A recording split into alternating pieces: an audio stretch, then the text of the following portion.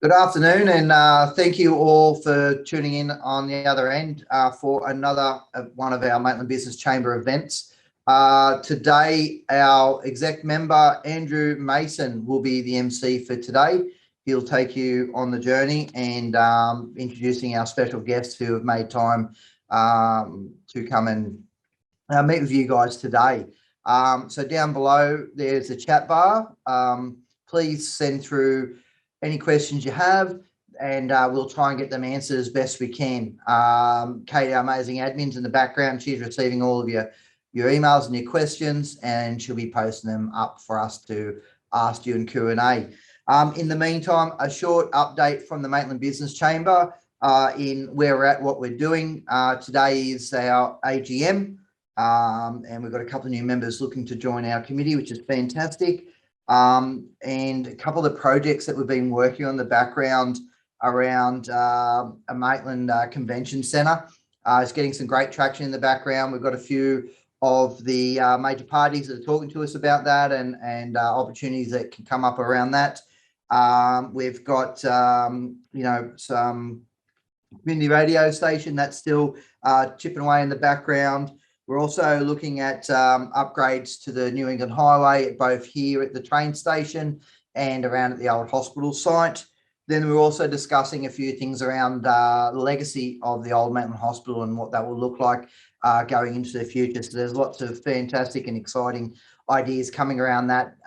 Business leaders and trainers and all of the like are coming together with some fantastic ideas on allowing a far better facility that's going to impact our community moving forward.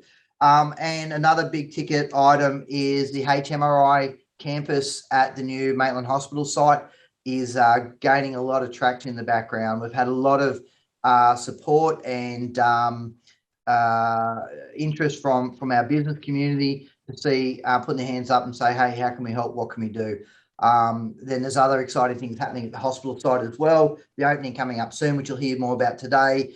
And there's some other speakers here today from local Rotary who are going to be speaking about some plans that I think we all should be getting behind and 100% supporting. So without further ado, once again, thank you for joining us today. Questions down the bottom. And I'll now hand over to Andrew Mason.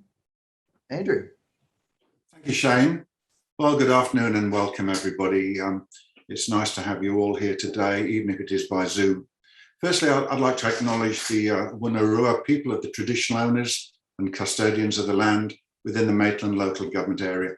We pay respect to all Aboriginal elders, past, present and future, with a spiritual connection to these lands. So thank you to all of you today who are attending via live stream. So during such uncertain times, the Maitland Business Chamber are very proud to be able to connect with our community in this way.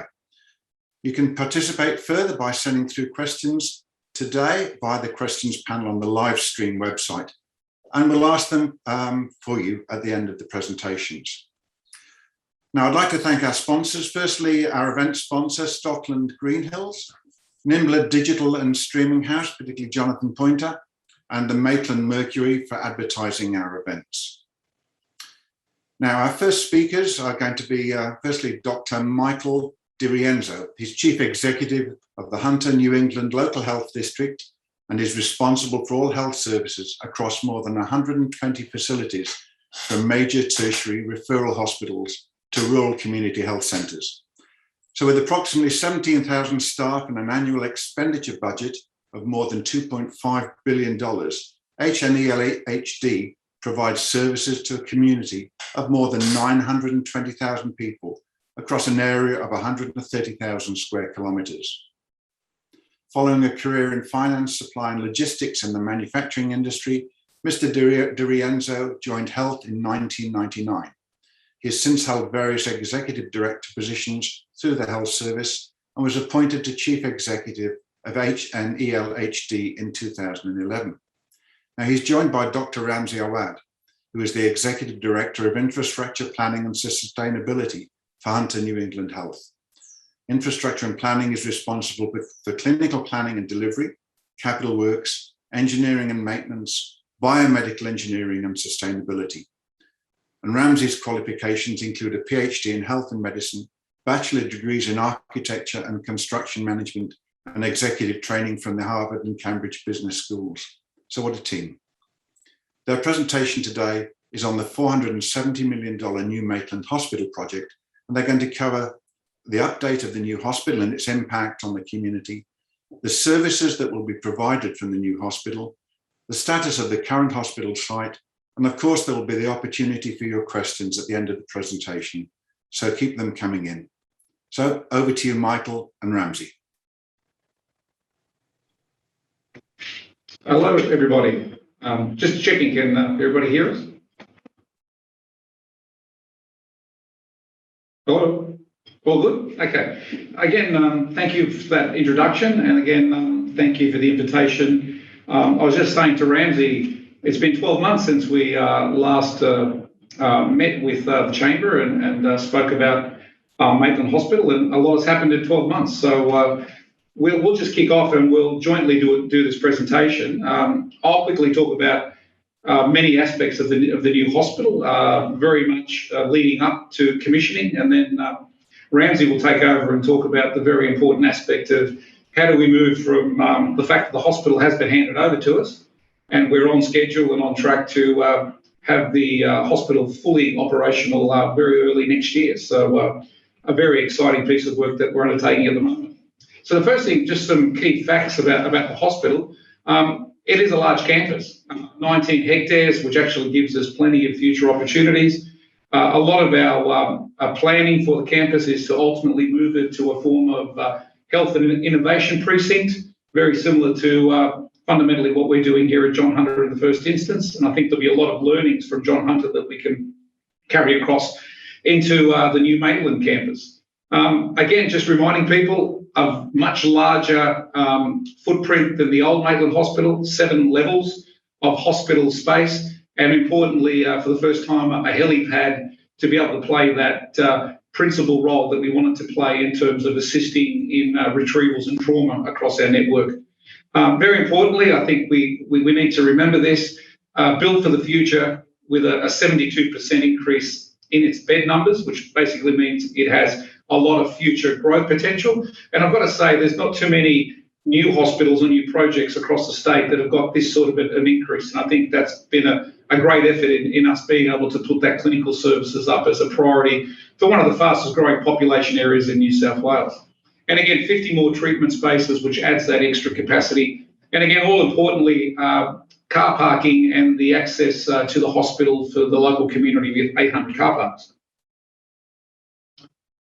The next slide is really just to cover just some of the major new services, because while we are transitioning the old hospital to the new, there are some exciting new services that we'll be offering the local community. The first issue is that our emergency department will also incorporate what's known as an emergency short stay unit, which is really a more advanced model of care enabled to flow patients through the emergency department and make sure that we can get those patients either admitted to hospital within that benchmark of about 4 hours, or being able to be either discharged or to other follow-up care outside the hospital.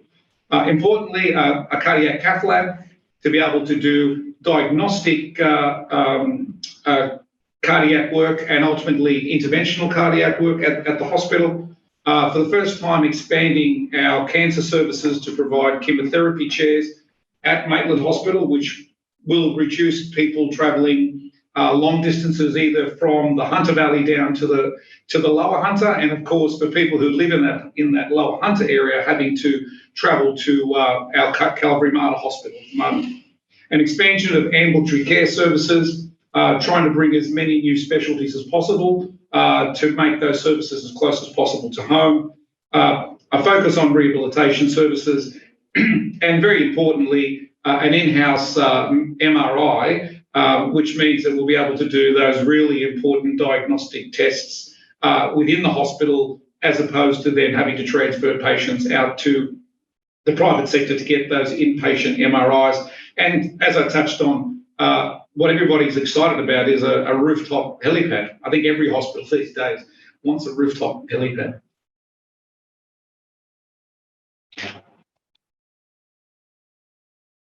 We're just waiting for the next slide. It's a bit slow. Yeah. I think we've just had a freeze Have we? on the slides. I'm going to show. You guys have control of the slides. Yeah. Okay. Oh, here we go. Oh, here we Gone go. through. Okay. So some of those enhanced services. So the previous slide spoke about the new services, but while we're transitioning what we currently have at Old Maitland to New Maitland, I just wanted to cover off that, as I said earlier, there's going to be more medical and surgical inpatient beds. It's going to be a larger emergency services space with more treatment spaces and the ability for the hospital to see more presentations, as is predicted in the clinical service plan. An expansion of maternity services, paediatric services, the special care nursery, very important given the demographic and the young population in that area. Expansion of ICU services, bringing the ICU up basically to the levels that it can actually complement and assist in our trauma and retrieval services. Oral health chairs, medical imaging, I touched on the MRI, but there'll be an MRI, there'll be 2 CTs, there'll be a range of the most up-to-date diagnostic imaging technology. Acute mental health services will be also on the campus, and again, an expansion of renal chairs as well. Just waiting for the next slide.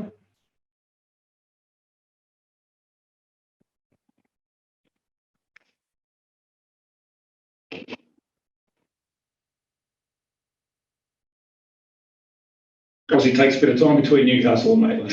A little bit of delays. Look, Apologise for that. The next couple of slides are just to show you the progress. So this particular slide shows the site.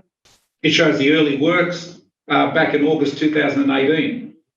The next slide, which could take a long time to get here, it could take actually 3 years. The next slide is going to show you what we've been able to progress in 3 years. So I think an outstanding project, an outstanding achievement between basically the local health district, Ramsey and his team, and of course Health Infrastructure, who are our project managers for completing the project. So the hospital was officially completed in terms of the building state in August, and then was handed over to us in September. The next slide also shows that we've also completed a lot of the complementary work, which is the roadworks as well. And I think it's a bonus for the Medford community to be able to also address some of those roadworks and traffic issues. Now, Shane, I think we had a video there coming through, which is just a time lapse of the new facility. So this just shows you progress.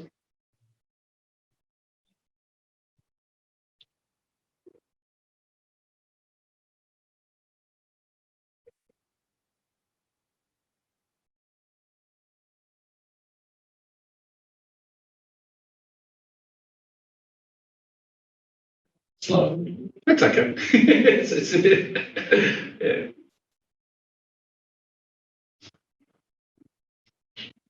We're going to impress you on how fast we built the hospital, but it's actually going a bit slower than what it should. A bit slower than the actual build. It's its purpose. Yes, yes. But I think you can see the stages in construction over the 3-year period.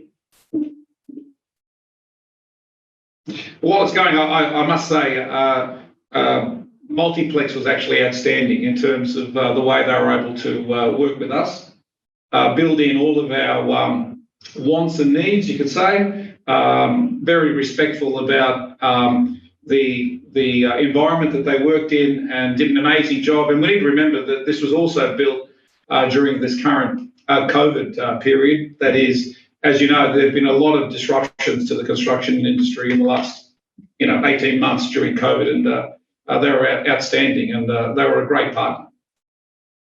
The next slides are really just to show you how close did we get it. So you may remember about a year ago when we did come and present, we were talking about some of the schematics and what it could look like. So basically what we've got there is on the left-hand side is the schematic, and on the right-hand side, for people who haven't had the opportunity to see the hospital, are actually the current layout and pictures of the hospital itself. So we got pretty close in terms of ground floor, and the whole idea of having the separation of patient areas, patient lifts and staff lifts. So when you go into the hospital, you'll see that there's been dedication to trying to keep the two streams of staff working in one part of the hospital, and of course patients going in the other aspect, which is now basically the way contemporary hospitals are being developed. And in the case of these days with COVID, you can see why this is extremely important at all in being able to actually create those isolation streams as well. The next slide, when it does turn up, is about the emergency department. So as you can see, we got pretty close to the schematics around that. As you can see already from the picture on the right-hand side of the ED, if you're familiar with the old Maitland Hospital, looks nothing like it, and a massive amount of space, which will be filled, unfortunately. But really, what it does is it allows much more flexibility, better visibility, and better throughput, which will become a very, very busy and important emergency department across our network. Oscar, I think I don't actually have control. I've realised I can see a mouse clicking on the bottom. Someone's clicking them through it. It's not me. But okay, theatre. Just to give you an idea of what stage 1 recovery looks like. Again, what this demonstrates is really contemporary layout and what is expected now of all of our facilities as we get the opportunity to either refurbish or build. The next slide should be the birthing suite. And as you can see, I think a lot of work has been put into this to make it as pleasant an environment as possible. And I know that Ramsey and his team have actually done a lot of work in actually talking to a lot of expected mothers, people who have a lot of experience in this particular area. And what's that terminology? Emotional design. Emotional design. Yes. So, and again, a lot of learnings from this, and we're taking this sort of thinking to all of our refurbishments or new facilities. The next one will be the inpatient unit, just to give an idea of what accommodation is going to look like. Again, if you have had the pleasure of having a stay in the old Maitland Hospital, I would suggest that this would be somewhere up at 5 or 6 star comparison to the old Maitland Hospital. Great outlook, and again, they're going to be great accommodation amenities for people who unfortunately have to spend some time in hospitals. The next slide is our theatres. As you can see, they are now up to contemporary standard. They meet the current standards, and our surgeons and anaesthetists are extremely happy with what the finished product is. And again, you can see the fit out of the latest technology to make sure that we give patients the very, very best outcome. Again, education centres. So what we have done is also done our best within our budget to make sure that we've got a strong training and education presence. And again, these are some of those education, this is the education centre, and there's more breakout meeting rooms and so on. So there is plenty of opportunity for us to train our very important clinical staff. Another pleasing aspect is the use of courtyards, and in particular using the site. Again, I think a great effort really from everybody. And this is just a snapshot. I think when people get into the hospital, they'll see some of the other work we've done on the rooftop and around some of those other courtyards internally to the hospital. A great use of the natural environment really. It's a very good project in that sense. Okay, next one is the helipad.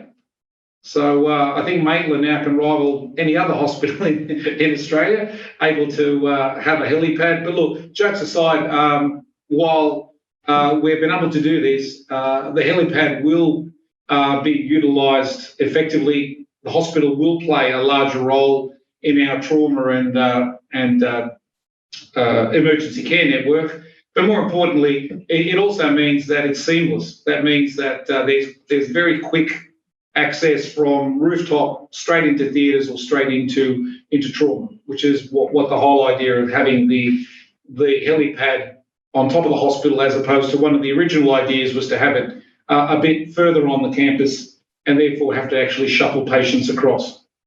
So it's a good outcome at the end of the day. And now I think we've got some more videos. So we just wanted to give you a few more of our staff talking about the new hospital.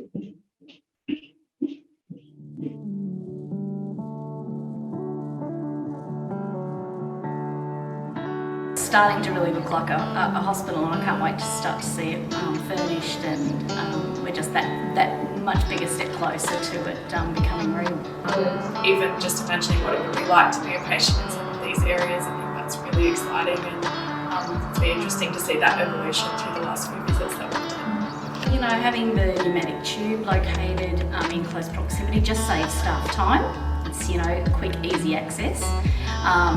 So, you know, a lot of those little things do make a big difference for staff, both for, you know, how they function in the course of their day, but also being able to get back to women and providing the care that they want. Especially, you know, the big rooms in birth suite with the lovely bath. So many more single rooms in the maternity unit. I think that's going to be something they'll really appreciate in terms of looking after our women in a, you know, more private space and in a really kind of, you know, reflecting that sensitive care that we give women. I think the space is, you know, going to give them that inspiration to help, you know, providing that sensitive and appropriate care for people. Just a really refreshing space, and that our women are going to love. It feels really exciting. You know, I think this has been a long-awaited birth of a baby, and yeah, so to think that we're so much closer to moving over here, it comes with, you know, all of those expectations of something very different, something new, lots of changes, but that change is really exciting and really well anticipated. So yeah, I think the new hospital is going to provide a great physical space, but also provide lots of inspiration opportunities for expanding our service and, you know, linking that with the community's expectations of, you know, how Maitland's hospital should be for the future.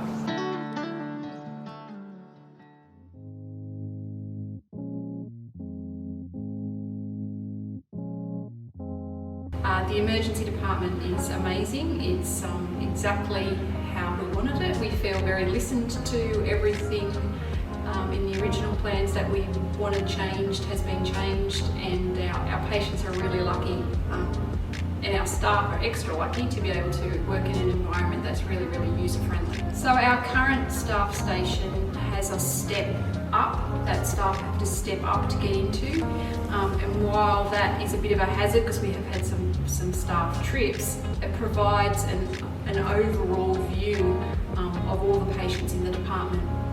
So when this staff station was proposed, there was some concerns raised that this staff station is not elevated.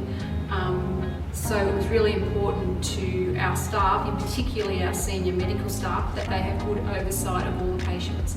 And that's why we love this staff station, because even though it isn't elevated, you can almost stand anywhere in this staff station and have a really good view of every single patient in the area. We've been involved from the very beginning, and all the things that, the small decisions that we made on pieces of paper have come to fruition. I'm really excited more for our staff. They really deserve to be working in an area that is beautiful and purpose fit, and that's what I think this building has for them. So not only are our patients lucky, but our staff are extremely lucky to be able to be involved in the process and work in an area that's great.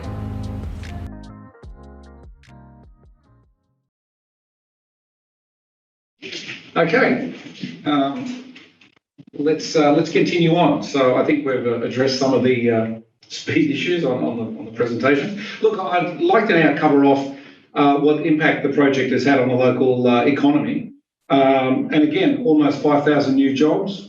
But more importantly, I think I just want to cover off on what we touched on last time we spoke about the Maitland Connectivity Centre and our key partners, but more importantly, what we've been able to achieve. So just to remind, our key partners were the Aboriginal Employment Services, Rural Hunter Valley Training Company, and of course, Management Edge. The important aspect is that we actually created a range of training programs.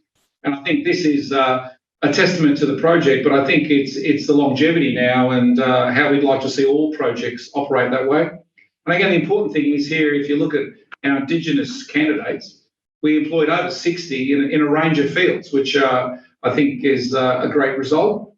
So I think I've tried my best in the time to give you a bit of a snapshot of what you'll expect when you turn up at the new hospital in January next year. And again, what a great project it's been for the local community, both economically and ultimately now when we move into the clinical services of providing those important health services to the community of Maitland and the Lower Hunter.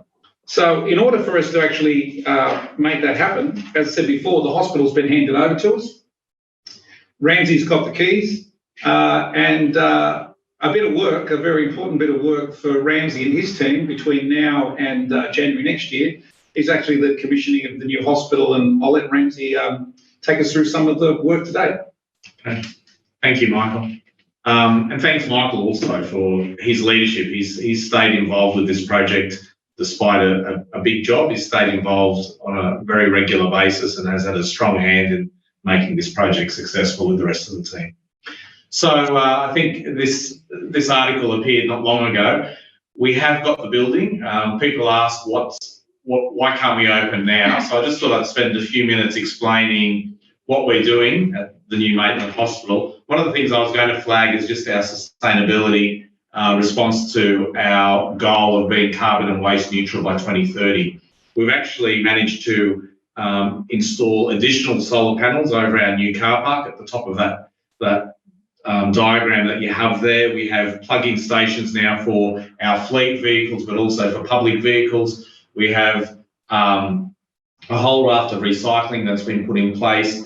All of the water from that's used in dialysis, which will be approximately 3 million litres a year, is now being recycled and utilised in the facility. And we're capturing all our rainwater, and we've got bike boxes, which is a fancy safe space for people who ride to work now to lock up their expensive bikes so they don't get stolen. So that's some of the sustainability aspects.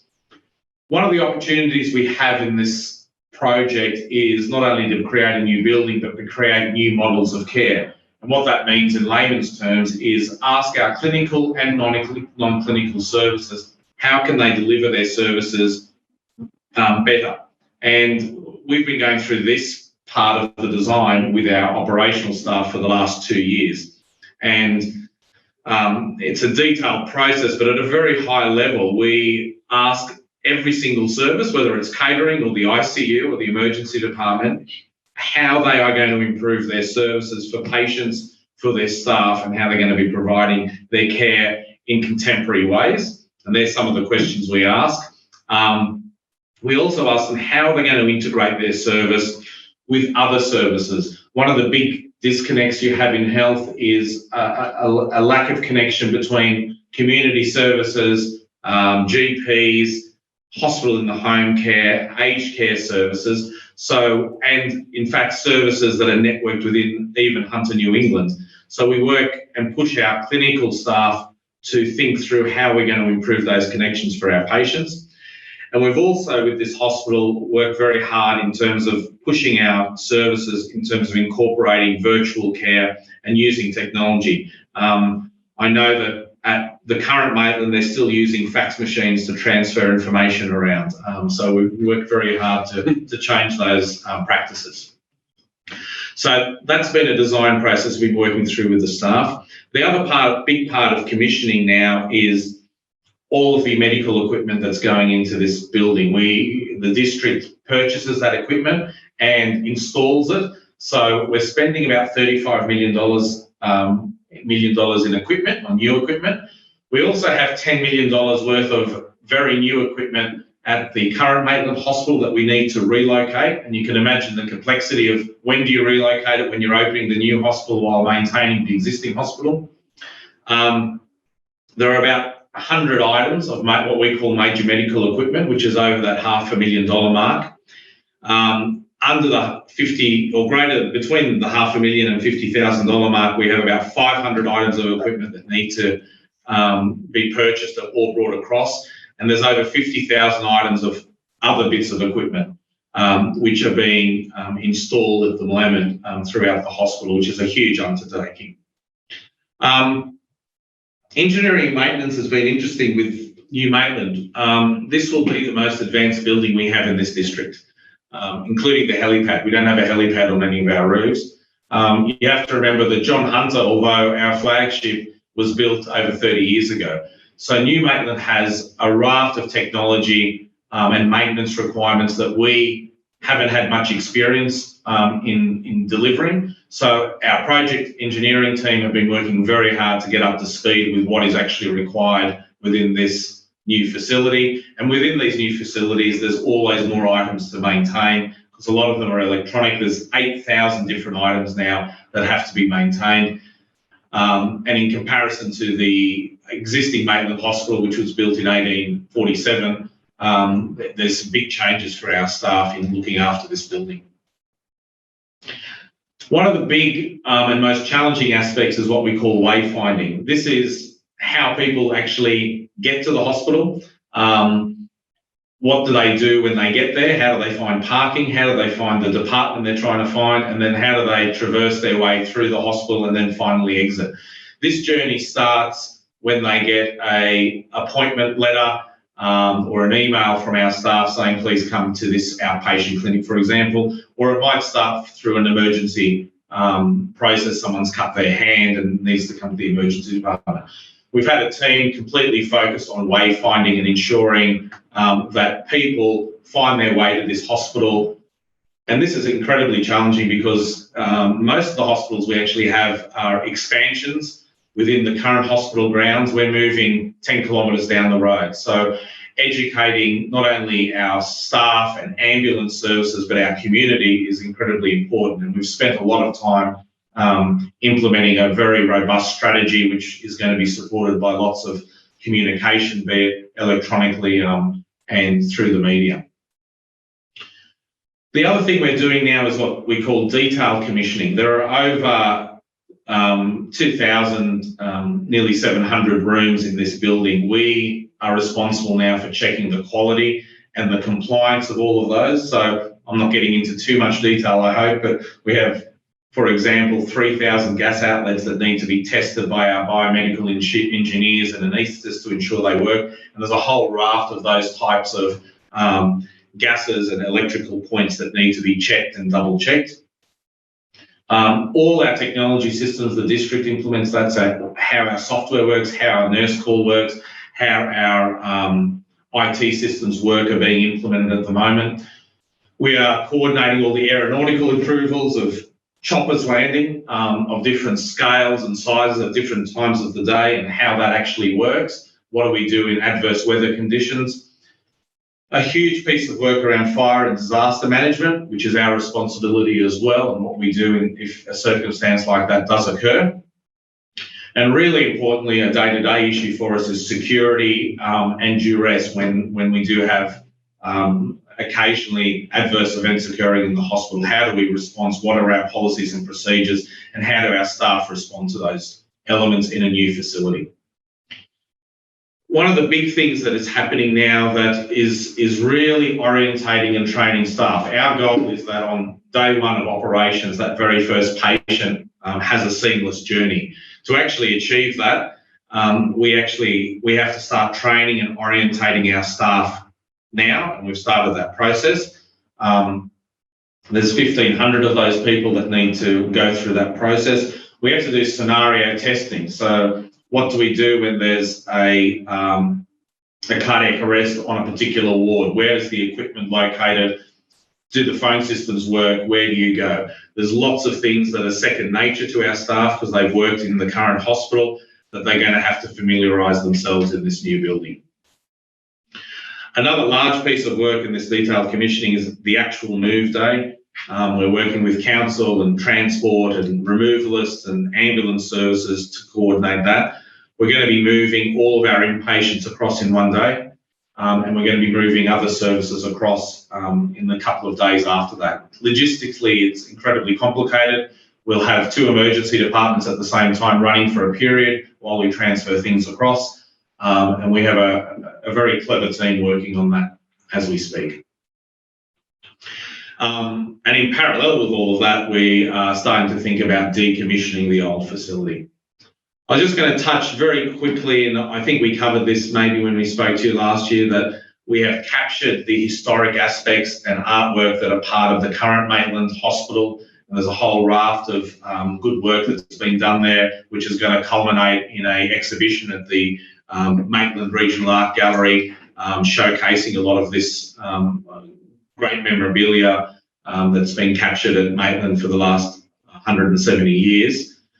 Also, in terms of art, we've worked very closely with a wonderful local Aboriginal artist, Sarita Fielding, who has designed the arbour. The arbour is like the big veranda you see on the outside of the building that's made up of brickwork. She's designed that. If you don't know, the original site was a brickworks. She's incorporated that, and the actual, when you stand back and look at the arbour, which is the perforated brick, it's actually the Hunter River, representing the Hunter River as it flows through. The other big piece of artwork that you'll see when you come into the foyer has been developed by Peter Poulet, and there's some of his sketches there. They haven't released the final photos of the artwork, but he's developed quite an abstract piece of art in the foyer, which again, he's extracted from his interviews with the local population in Maitland. Some of the things which we're still working on too in this period is installing the retail. We have a retail provider that's been locked in now that's going to provide food and other services into the space.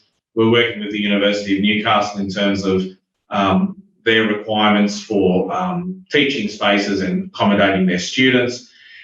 And I'm not going to steal Trevor's thunder from Rotary because I know he's speaking after us, but we've been working with Trevor on accommodating Rotary's desire, very generous desire to provide accommodation for the family of patients who have to travel long distances, some overnight accommodation on campus.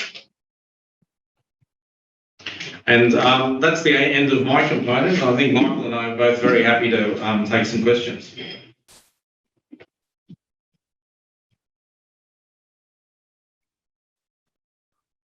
Well, thank you, Michael and Ramsey. Thank you, Michael and Ramsey. And now some questions for you, if you don't mind. I think your presentation was very comprehensive, but we have a few questions to get through, so I will try to get them all.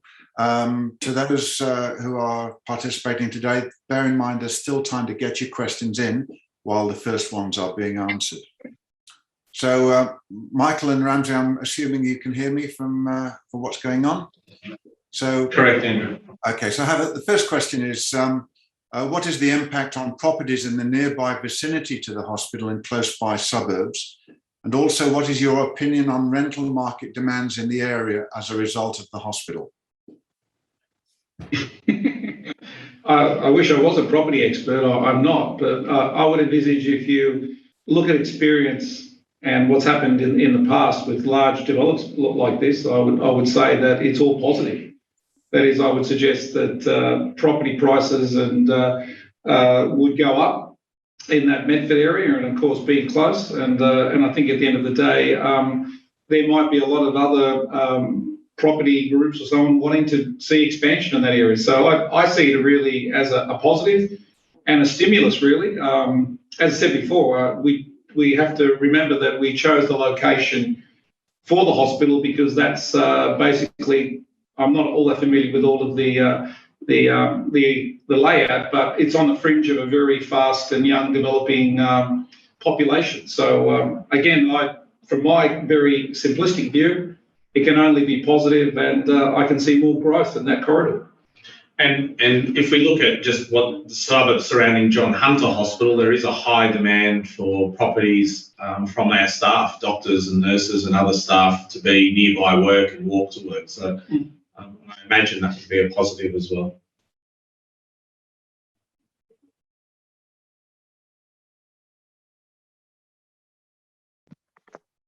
Andrew, I think you're on mute if you can hear us.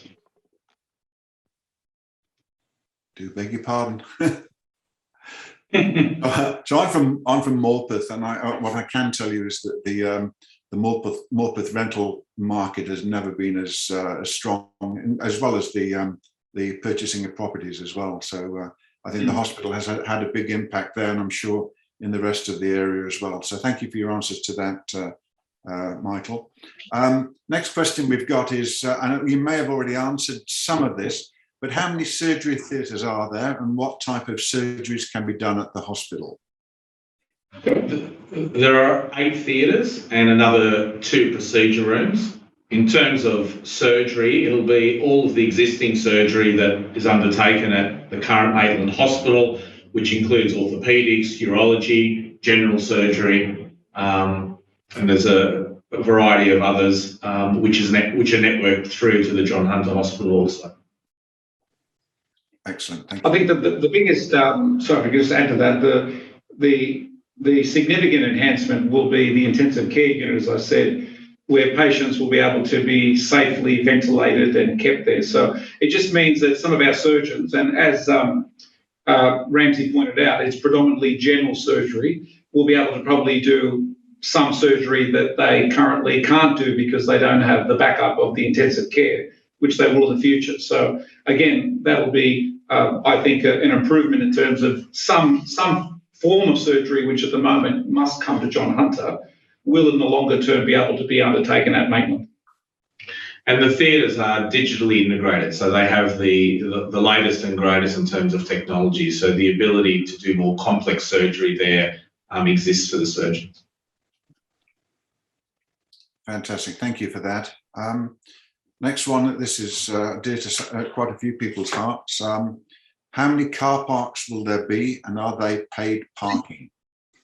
Well, there's over 800 parking spaces, which is about 4 times the amount they have at the current Maitland Hospital. In terms of paid parking? Yeah, well, we're working out what that policy is going to be. So there will be some form of policy that we'll be developing over the course of the next few months before we open. But again, any payment will be in parking will be characteristic of what is affordable in that community. So one of the things that we want to make it very clear is that with a lot of these developments, there is an ask from Treasury to look at basically how do you generate some form of cost offset given the enormous costs. And one of those areas is, of course, if you provide dedicated car parking on the site, then how do you recover some of that cost? We've made it very clear that it won't be at the sorts of prices that you see in metropolitan Sydney or so on. It's got to be very much applicable to the environment that the hospital is within. So we'll be able to release some of that as we get closer to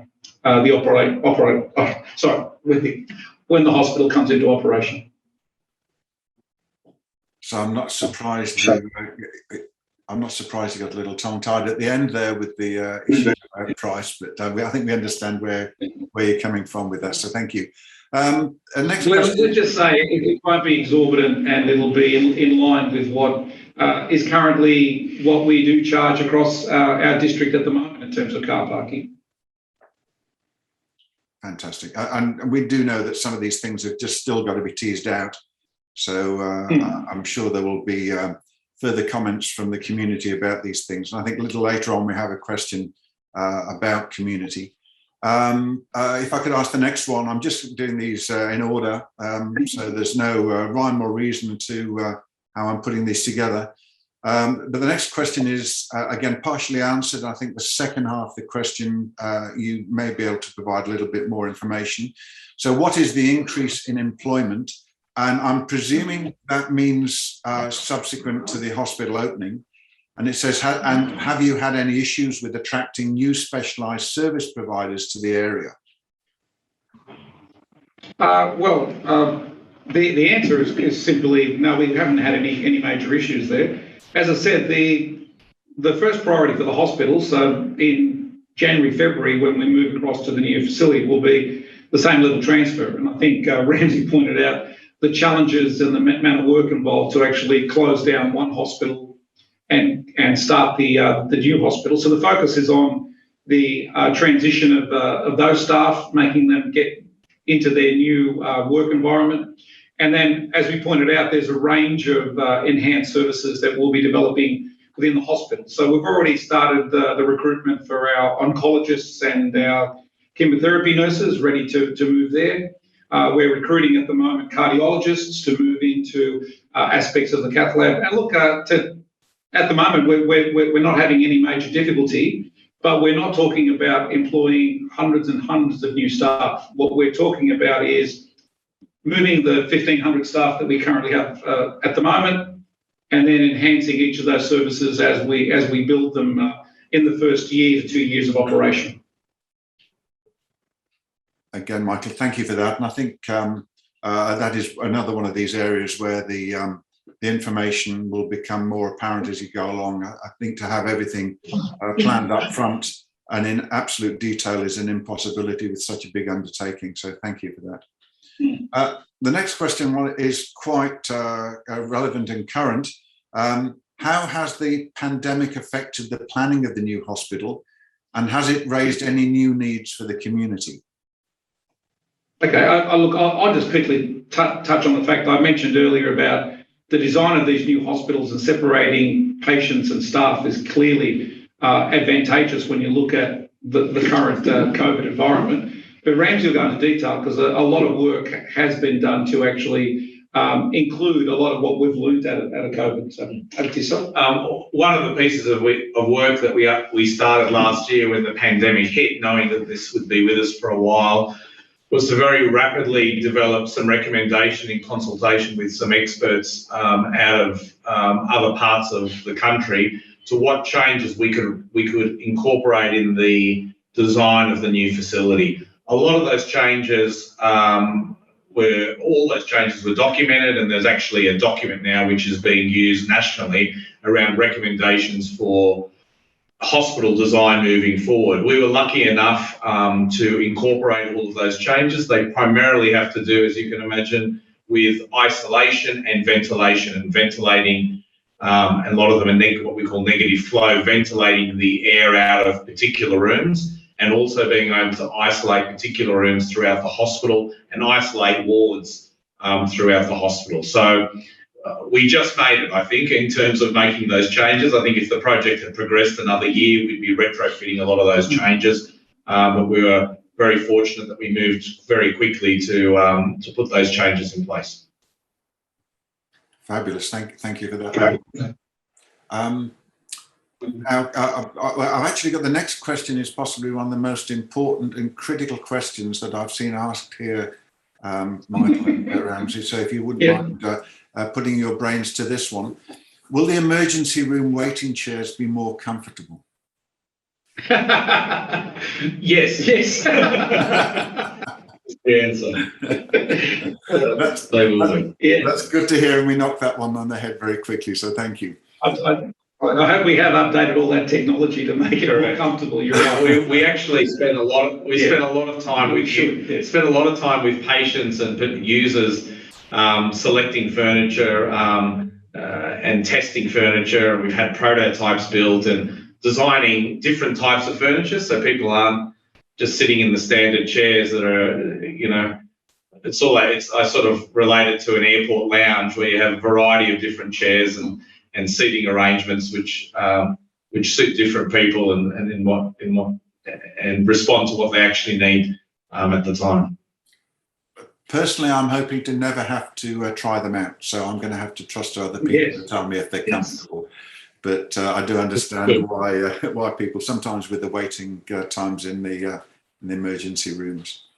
The next question is probably more about the old hospital rather than the new hospital. And I know that last year you did provide us with a limited update about the restrictions of this that you can talk about. The question goes, we're all excited about the new hospital. How is HNEH working with the community regarding the future use of the old Maitland Hospital? And will there be open forums to get the locals' ideas for its future use? That's a good question. What I can say at the moment is that our priority has been the new hospital, as you pointed out, Andrew. And at the same time, we've been talking with the government, and in particular, an arm of government known as Property New South Wales, who ultimately take on the responsibility of infrastructure such as the old Maitland Hospital. So basically, once we are out of the old hospital, there'll be a period of decommissioning the old hospital. Then Property New South Wales will take on the objectives of disposal of the property in whatever way government feels is appropriate. And I would suggest that part of that process will include the community. One thing that we have at the moment, and there'll be a bit of a time for us to move everybody out. At this stage, there will still be some staff remaining at the old hospital for a short period of time, who at the moment are not moving across to the new hospital. So what Ramsey and I will be doing is working with that group and consolidating them to some aspect of the old hospital campus, while allowing then government and Property New South Wales to actually look at what are the future uses of the hospital or the site. And again, my understanding is when they undertake those exercises, they consult widely with the community and other relevant stakeholders, such as the local council, the chamber, of course, and other very important stakeholders in that community. So basically, I think that process will commence post a few months us leaving the site. So about that first or second quarter of next year, I would suggest is when a lot of that conversation will become the main aspect of the project. If I might just ask a rider question on to that one, Michael, the staff that are being left behind that aren't going to the new hospital, is that because these are areas of the specialisation that won't be going to the new hospital, or is there some other reason why they wouldn't be going there ultimately? Well, yeah, the current issue is that we've got a range of staff who it's in a community setting, so it's our community mental health type services, in which they're spread over a couple of different locations. We've got some in Maitland, we've got some at East Maitland, and there is some still on the old hospital site. So what we're putting together is a plan to consolidate all of them and move them across onto the new hospital campus. And that's just taking a little bit more time than we thought. So we've just missed that opportunity to have them move across at this stage, but we're hoping to consolidate those three groups together, which makes good sense, and actually transfer them across to purpose-built community mental health spaces on the new campus. Fantastic, thank you. Now, the next question is similar to the previous question, but out of respect for the questioner, I will ask this question, and I will understand that probably most of this you've already answered, hopefully to that person's satisfaction, but I will just give you a chance to add a few points if you need to satisfy this question. So again, what are the plans for the current site, which I think you've just talked about, and how will this be determined? Is there a master planning process? And is there any scope for social and affordable housing? Again, I think I sort of answered it to the previous question, is that a lot of it will be outside of our jurisdiction, basically. At the end of the day, we've made a decision here that we cannot maintain and actually look after two large sites. So with our limited health budget, our focus is on the new facility, and I think Ramsey touched on, it's a much larger facility, it has much more complexity, and it will have a different maintenance and upkeep program as opposed to the old hospital. And at the same time, we believe that we don't have any further use of the hospital as a hospital or as a health service, and therefore the right thing to do is for us to hand that over to government and actually work with the community on what future uses should be and can be to some extent. Remembering also that a portion of it is heritage listed and has some significant issues that would have to be addressed in any planning and development aspects of the site.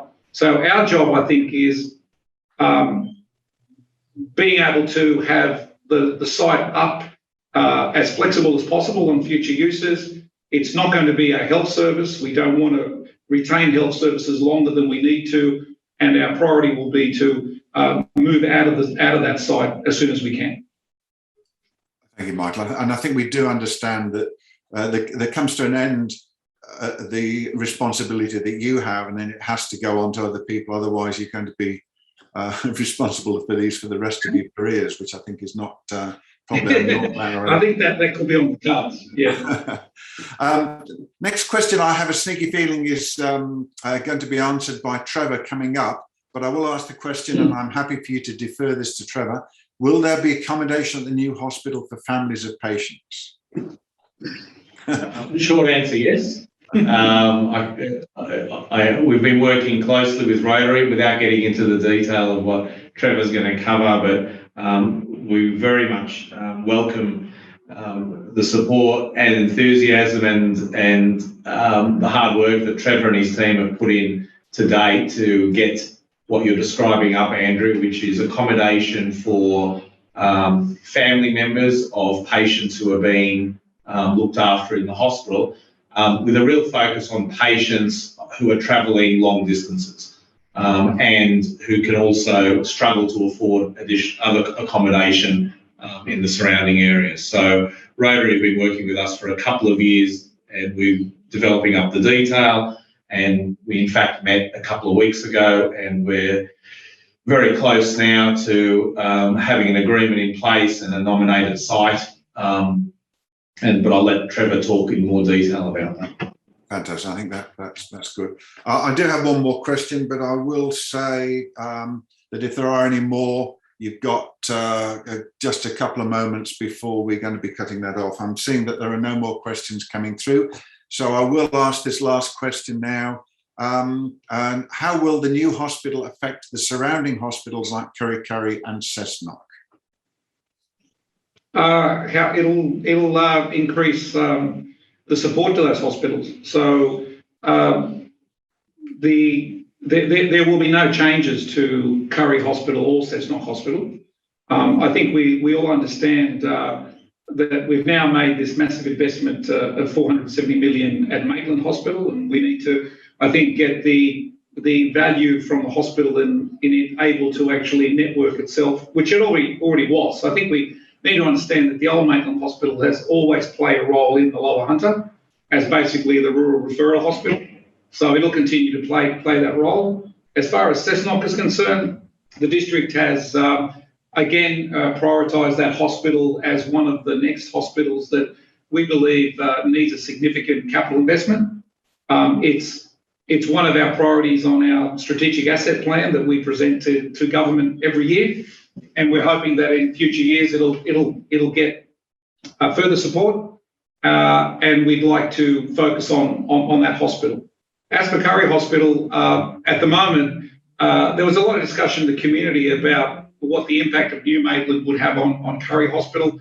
We've made the decision after listening to the community that we're going to leave that hospital as is, that it will keep providing the role that it provides in that local Kurri community. But I need to, again, emphasise that it plays a very limited role in that particular community. While it has a very small and a very limited emergency department, it'll continue to play that role. It'll continue to provide elective surgery for predominantly cataracts and ENT, very minor, day-only type surgery. And of course, there are still going to be retained a number of inpatient beds. And of course, the service that was enhanced recently, the rehabilitation service, will remain intact.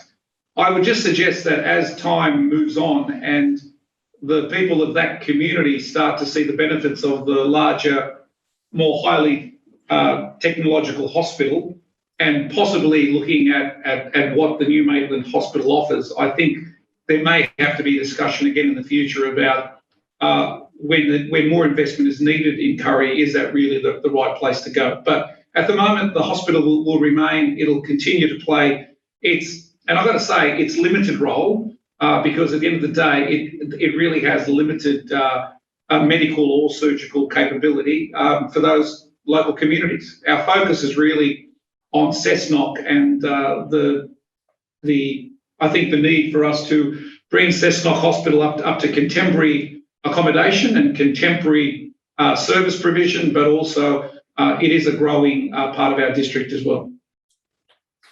Excellent, thank you. We just have had one final question come in, Michael, on this one, if you don't mind on this one. What are some of the lessons learned from this project? What are the lessons learned? I might just start off with I think I need to touch on this because I think this project's been a very long journey.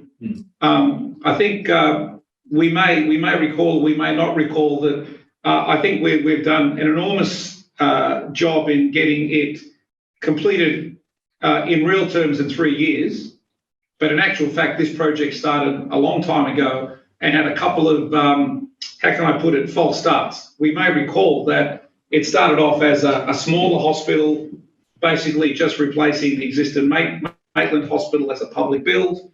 Then it moved into a potential public and private partnership in which we spent a lot of time with government and the community talking about what those advantages may be for the community, and the scope of the project changed. And then we went back to it being a publicly built and publicly run hospital as part of our network of hospitals. And I think we've learned a lot out of that. And at the end of the day, I think the success has been that we've been able to probably utilise aspects of each of those stops and starts to make sure that we've probably now got one of the best rural referral hospitals built in the state. That's my little intro, but I think Ramsey would have a lot more learnings out of this than myself. Oh, look, I just would add that at a more micro level, there are a lot of learnings in terms of the design of both clinical and non-clinical spaces that are that we're going to be applying to the John Hunter redevelopment project. So we're taking lots and lots of learnings, and importantly, lots of learnings for our staff. So a number of our very clever and capable project team will be transferring across to our other infrastructure projects and taking those learnings with them. Yeah, I think just to finish off, if I go through the history of this project, at one stage not that Ramsey and I didn't believe it, but a lot of people didn't believe we could build what we've built for $470 million.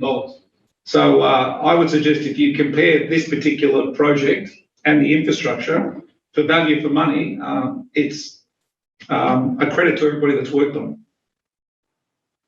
I was reflecting my time in Canberra, and I remember that the new Parliament House cost $1 billion at the time to build in 1988. If that was worth, say, $2 billion now, that's 25% of the cost of the Parliament House in Canberra. So a chunk of money, but I think you guys have done an incredible job to present what you have presented with that hospital. So thank you. Lost time, Rhett. Okay, well, if we finish now, I will just have a few closing remarks before we introduce the next guest. But certainly, Michael and Ramsey, there have been some remarkable changes, not surprisingly, since you last addressed the chamber. One of my takeaways, and forgive me for the trivial nature of this, but I didn't even realise that pneumatic tubes were still a thing. Andrew.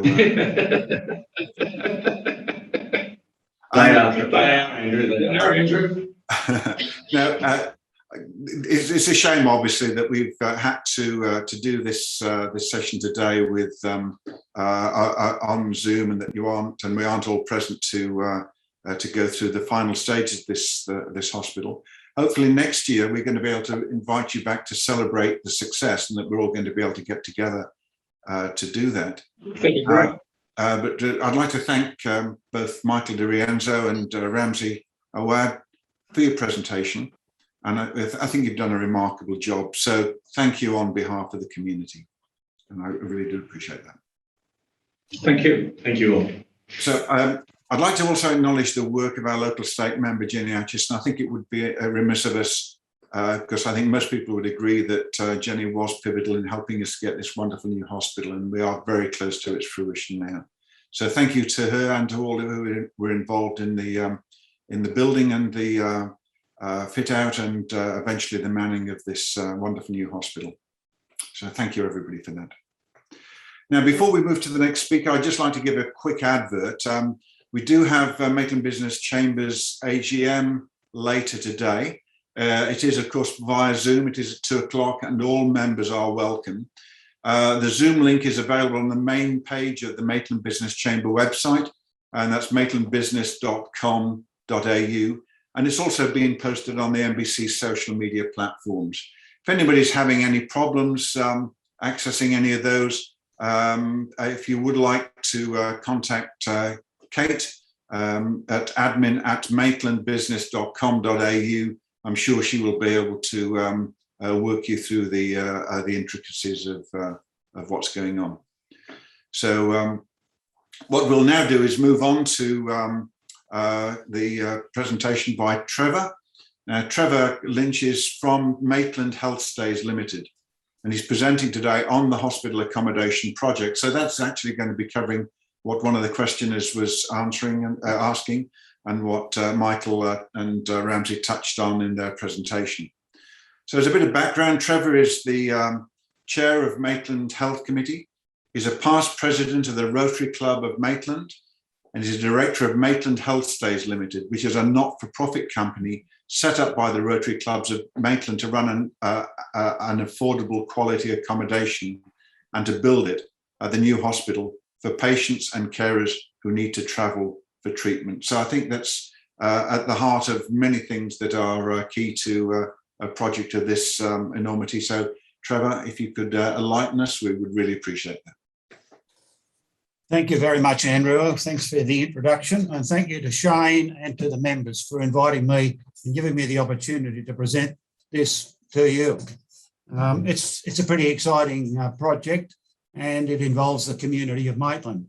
The first thing I want to talk about is if we can get these slides to progress. They were working a few minutes ago.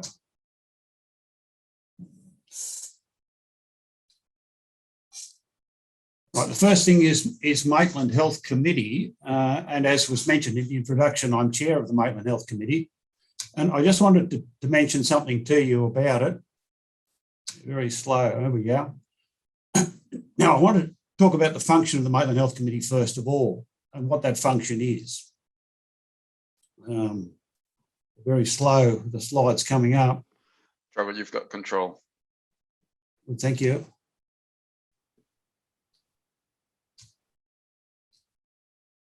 I'm still waiting on the next slide to come up. I can go on to what it's talking about though, yeah.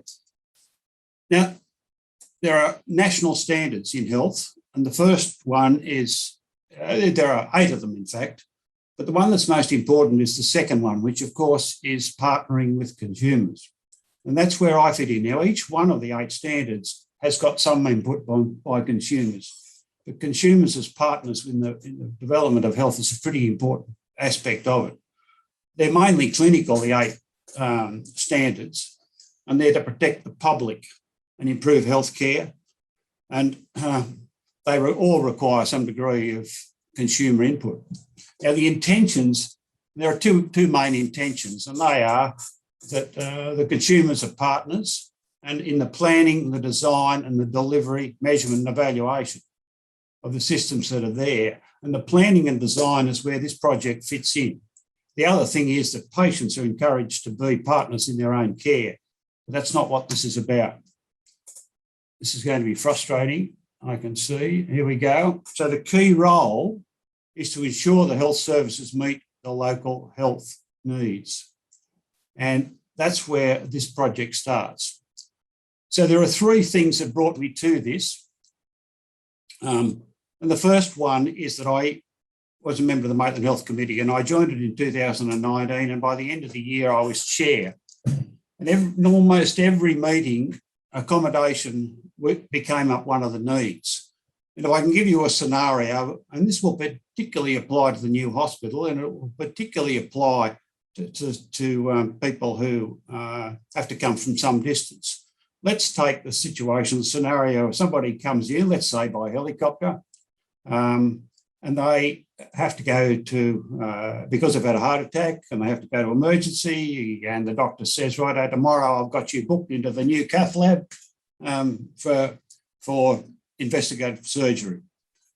Now, the carers who come with those people either come in the helicopter or they come by car and they need accommodation. So where are they going to stay? They have to either run around the town to try and find it. If we've got an accommodation facility there, they can fit it in. There's another scenario as well, and that scenario will be, and as already mentioned, there are 8 chemotherapy chairs going into the new Maitland Hospital. Now, those 8 chemotherapy chairs will contain people who have got cancer, and they might be there for a sustained length of treatment. Now, they might come in on a Sunday and they need to be there for several days, and they might go on for several weeks. So where are they going to fit in? Where are they going to sleep? Or where are their carers going to sleep? Well, this accommodation process is what fits in. Now,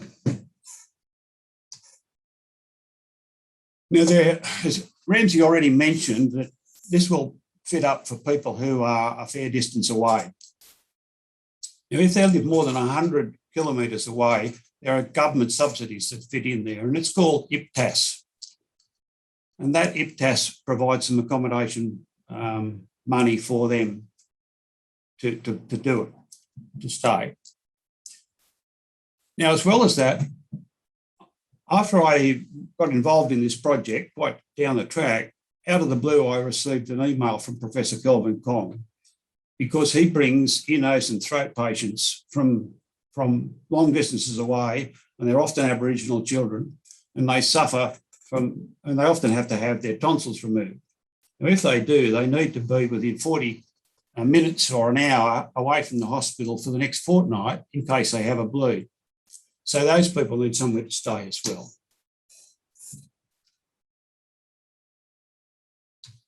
Now, the third thing is that I'm a member of the Rotary Club of East Maitland, and I've been a member for 25 years, and I've had a lot of district involvement. And because I've had that district involvement, I've got a lot of contacts across the district. So, and the other thing that I knew that in the district above us, which is District 9650, was this facility, which is Rotary Lodge. Now, Rotary Lodge is in the grounds of Port Macquarie Hospital. It started in 96 with 6 units. It's then extended to 25 units, and then now it's got 37 units with a provision to go on to 47 units.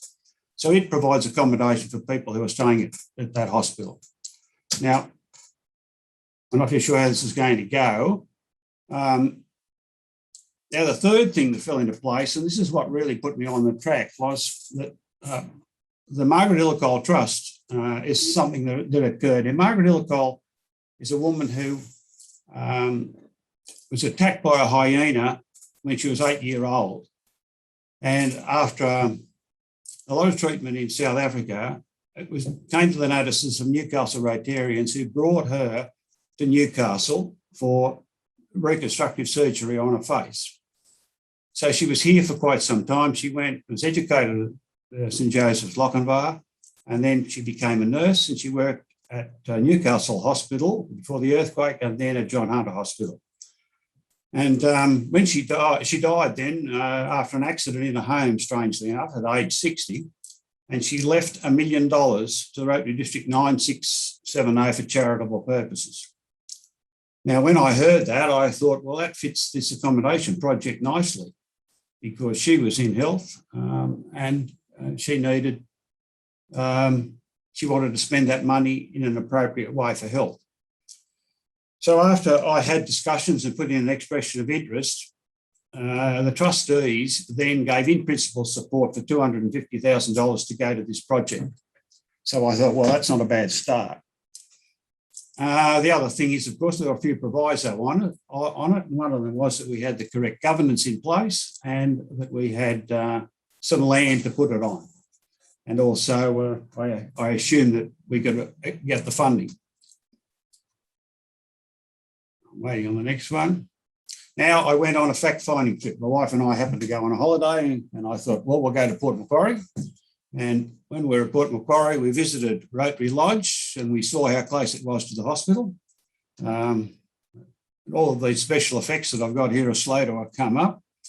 And then we moved on then to Coffs Harbour at the Shearwater Lodge, where they've got 20 units. And again, it's in the grounds of the hospital and very close.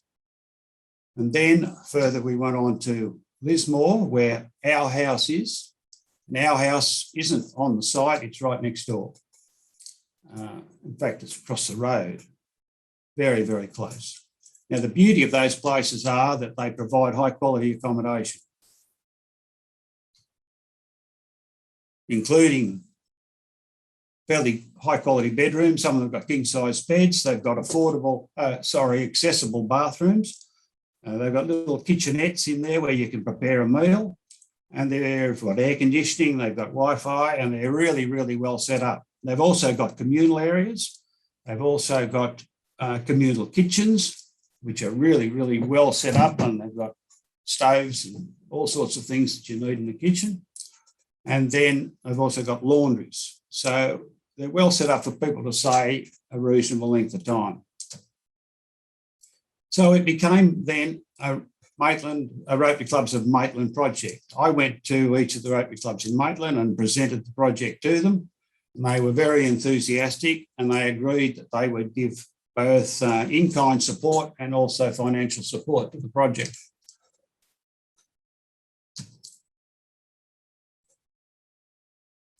So we set up a management team, and nearly all of those people are Rotarians, except the two that I've got highlighted.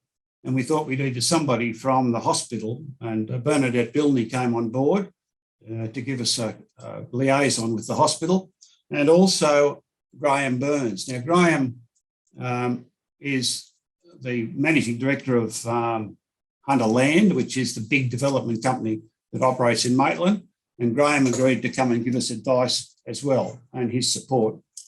So we then formed Maitland HealthStays Limited, and that provided financially affordable, sustaining quality accommodation in a caring environment for the people who would be coming from out of town. Waiting on the next slide. Now, we received a lot of pro bono support. One of our members, Catherine Malik, is a lawyer, and she works for Clayton Woods. They put together our constitution, they put in our applications to ASIC, they applied for our ABN, and they applied for us to become a charity. And on the 3rd of March in 2021, all of that fell into place. So we have all of those governance situations in where we want them. And we've also applied to the Australian Taxation Office, so anybody who gives us money will get a tax deduction because we've got DGR status. Hunter Land did our concept plans for us pro bono, and Strategic IT, a group of people who look after IT, they're offering us IT support, cloud storage, and a web page. And we've got some others who are also prepared to do some work for us pro bono. Now, getting the land, and Ramsey has already mentioned this, we've had extensive discussions with Hunter New England Health and with Health Infrastructure New South Wales. And within the next fortnight, we hope to have some sort of more information about the actual land that's involved. There is a master plan, and as Michael mentioned earlier, it's a very, very big site. So there are lots of things that are planned to go on that site. And I'm not at liberty to say exactly what they are, but one of them is this accommodation project. So we're working on it. We're getting, I hope, close to being able to finalise the land that we're going to be putting this accommodation project on. So we've got some concept plans, and they're very similar to the ones that I showed to you earlier from the other places around the state. But we're moving to a slightly different model, and that model is to have individual units which provide accommodation in separate buildings. And that's using manufactured homes. That means that you put the piers and the services into the ground.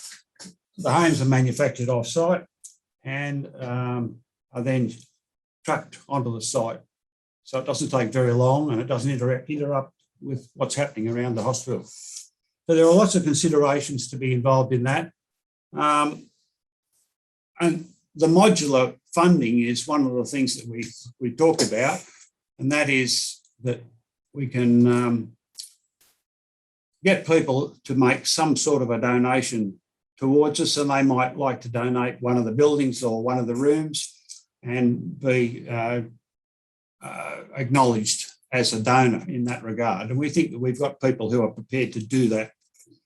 And of course, it's a local product, and we like the idea of it being keeping the production of any of the building that goes on locally. And we've got a few examples, are local ones as well. How are we going to pay for it, which of course is one of the big things? The Lismore experience is a pretty good example. It's cost us $5.6 million. It cost $5.6 million, but that included purchasing the land, and it also included the demolition of the existing buildings that were there, and they were full of asbestos, so it was a costly exercise. And that's how they funded it. There was 3.6 million came from the federal government, another $500,000 million from the state government, and the remaining $1.5 million from the Cancer Council, and also local fundraising and support that way. We believe that if we go for 20 rooms, which is one of the things that we're talking about, we'll get between $4 and $5 million worth.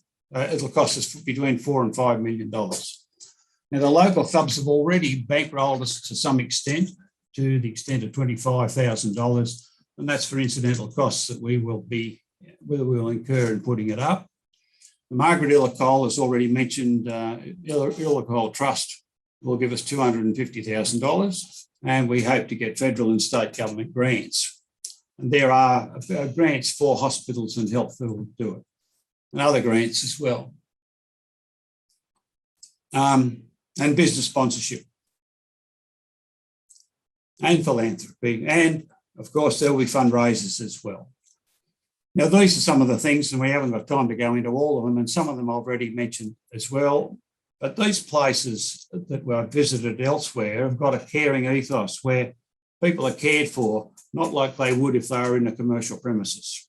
And it's certainly not a place where people who are going to come and stay who are going to the bitter and twisted beer festivals. It'll be for people who need the care and attention that they are getting in a hospital and need somewhere to go. Hospital in the home is one of the possibilities of people who need to bail out of the hospital early to free up a bed and get their last dose of perhaps antibiotics. They could have a room down there, and that would be much cheaper. Now, there are other providers as well, including Genesis Care, which are building just across the road, which will also have people who travel distances as well. And they'll be looking for somewhere as well. So we think that we'll get business from them as well. And as well, from Hunter New England Health point of view, we expect that some of their staff may want it. If they have doctors who work double shifts, there's a fatigue factor. And if they were to travel, say, 40, 50 minutes to travel home, and then have to come back the next day, and they don't get much sleep, and it's a danger to them. They could stay there. And that's what happens at a lot of those other places. So we've got a business plan mapped out. That's roughly what it is in front of you there. We've ticked the first box. We've got the governance, and we've got Maitland HealthStays Limited up and running. The key to it, of course, is getting this land, which we're fairly confident that we can work with Ramsey and get that happening. The design I've mentioned previously, and also the size of the facility is something that we've spent a lot of time on. We've got people who are working on it who are data analysts and are taking as much data as we can gather and teasing it out to see if we can establish how big we should start this project. The beauty about having the manufactured homes is that we could add to it at a later time fairly easily. Now, funding I've mentioned as well, and until we get our business plan finalised and we get the land finalised, we can't move any further forward with that. And with the construction goes into place, we'd like to think that we can open it in 2024, but whether that's a pipe dream or not remains to be seen. Now, how can you help, and how can the people who are viewing this program help? Well, I can lobby the politicians when it comes time to get some funding and say, well, we need this as part of the facility to complement the hospital. We can, you can become a sponsor, of course, and we know people that are interested in becoming sponsors for it. You can make donations and you can support that fundraiser that will run. Now, there's another unrelated issue which I want to get onto, and I know that time's getting away. Do I have time, Andrew? Very briefly, it will be. Yes, you do have time. All good. Right, well, now that is that Ramsey mentioned that we're getting a new MRI machine. Now, this new MRI machine is state of the art. It'll be the latest and the greatest. It's 3 Tesla. It's twice the power of the ones that are here in Maitland privately. It'll cater for obese patients. It'll cater for children. It'll cater for those people who suffer from claustrophobia. And unfortunately, it won't have a Medicare licence. Now, what does that mean? Well, it means that if you're a patient in the hospital, there'll be no problem because that's funded under a thing called the National Health Reform Agreement. So if you're a patient within the hospital, you will. But if you're not a patient in the hospital and one of your local specialists gives you a referral and you want to go to Maitland Hospital to get it done, it'll cost you in excess of $500 because there's no licence. Now, that's something the Maitland Health Committee is working on as well. And we've been lobbying politicians, and we've got a few things that we've happened. We've put together a justification document, and we've written to and we've spoken to politicians' councils, the Primary Health Network, and the state and federal departments of health. And we've got correspondence in support of those, really, really strong correspondence from all of them, wanting to support the need to get that licence. The last time that there was a licence issued was in 2018, and Hunter New England Health put in 4 applications and got 2 of them over the line. One of them was at Tamworth, the other one was at Manning. But the one at Maitland didn't get over the line. But when you think about it, they didn't have an MRI machine at the time. So that's not unreasonable. So we think there is another one due. So if you can help by lobbying any politicians or writing to them and saying, what's this story about a Medicare licence, then your support would be appreciated. And I know I've said a lot, and I've said it very quickly because I know I had a lot to say and not a lot of time to say it in, but thank you very much for listening, and if there are any questions. Well, thank you, Trevor. I always say when you've got a lot to deliver, you just have to talk faster and hope that everyone's going to listen faster. So I think you did very well with that. So thank you. We do have some questions starting to come in, and I would encourage people, if you do have some questions, now is the time to get them in. But Trevor, if you're okay, what I'll do is I'll go through these again in order. And I know that some of these questions have already been touched on by you, but any additional information, of course, would be appreciated. First question is regarding the accommodation. It says that the accommodation seems to be oriented to 1 or 2 people. Are there any plans for family accommodation? They are. That is a possibility. And of course, we can have connecting rooms, but we were talking about at our last meeting about whether family situations might be able to be part of it as well. And the beauty about the manufactured home process is that the manufactured home people will build them to whatever specifications you require. So, if we want family rooms, then that's certainly a possibility that we can have family rooms there. That's excellent. Thank you for that. Next question is, how can the business members of the Maitland Business Chamber get in contact with you if they wish to offer their products or services to your cause? Well, they can do it through Kate here at Maitland Business Chamber because she's got my contact details, and I'm more than happy to do that. We've also set up our own web address. We're at admin@maitlandhealthstays.org.au, so we've got our own email address. But Kate has my personal email address, and I certainly can pass on any support that you've got to our committee, which incidentally meets this afternoon for our AGM as well, our first AGM, because we're now a company limited by guarantee, so we have to have an AGM and go through those rigours of what government requires us to do. So, Trevor, would you be happy for Kate to pass on your contact details if somebody Absolutely. contacted her? Yes, absolutely. That's fantastic, because I'm sure you'll get a lot of support from this community, because this is very worthwhile. Next question, probably on the same sort of lines. Does your organisation need more volunteers? Well, not at this stage. We probably will when we get to fundraising, and we probably will when the place is up and running. Because from my experience and talking to the accommodation providers at those other states, and I only mentioned 3 of them, there are lots of other ones around the state as well.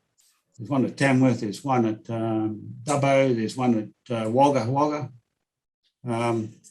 But all of those often have nights where they put on a meal for the people who are staying there. So it might be a Wednesday night, one volunteer organisation might put on the meal for the people who are there. Because, I mean, they're under stress, those people, you know, they've been at the hospital all day, they've got somebody who's very sick there, or they're not so well themselves, and they're going to outpatients for treatment. But they need a bit of help sometimes. And sometimes they simply need people to talk to. Not necessarily professional counselling, but they need just somebody to fill it, you know, talk to, so that that stressful time in their lives is improved.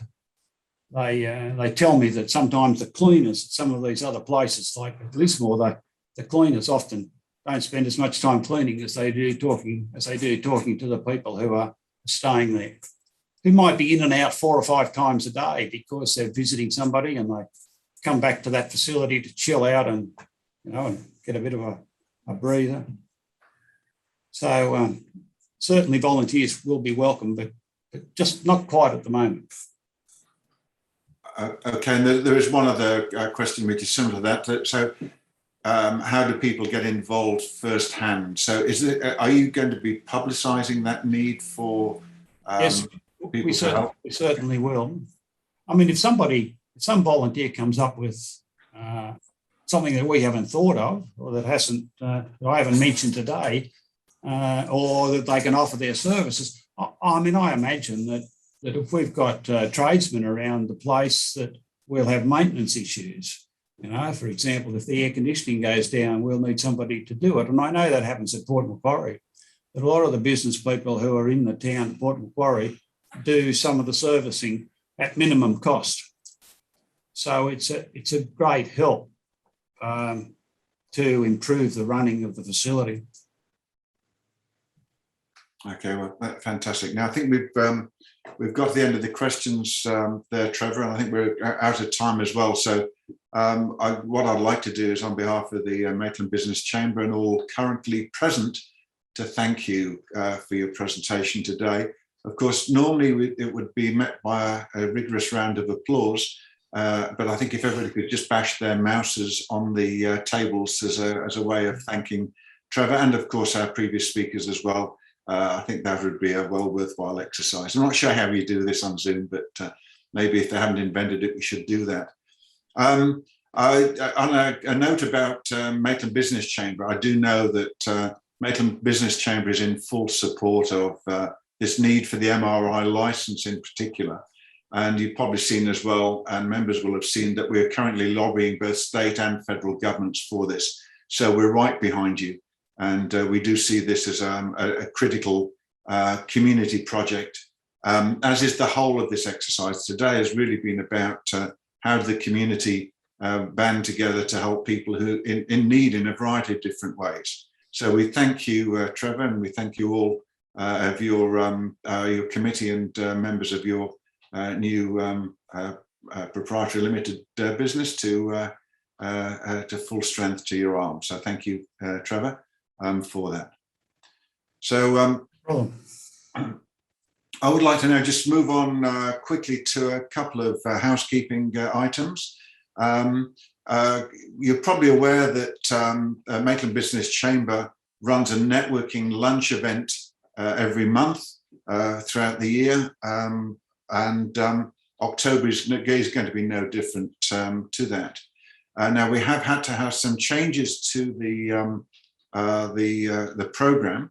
One is because it's harder to have lunch while you're having Zoom, but because the COVID and pandemic has actually limited us to Zoom meetings.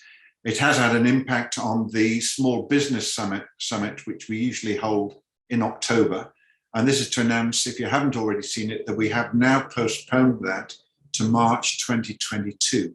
And that's going to coincide with the government's, the New South Wales government's decision to move Small Business Month to that month as well. So we felt it was a shame to have the Small Business Summit be very small with the limited numbers that we would be able to have. And we are making sure that we're in synchronisation with the New South Wales government. Now, because of this development, we've decided to invite Gavin Hanrahan of Turnbull Hill Lawyers to speak about employment law.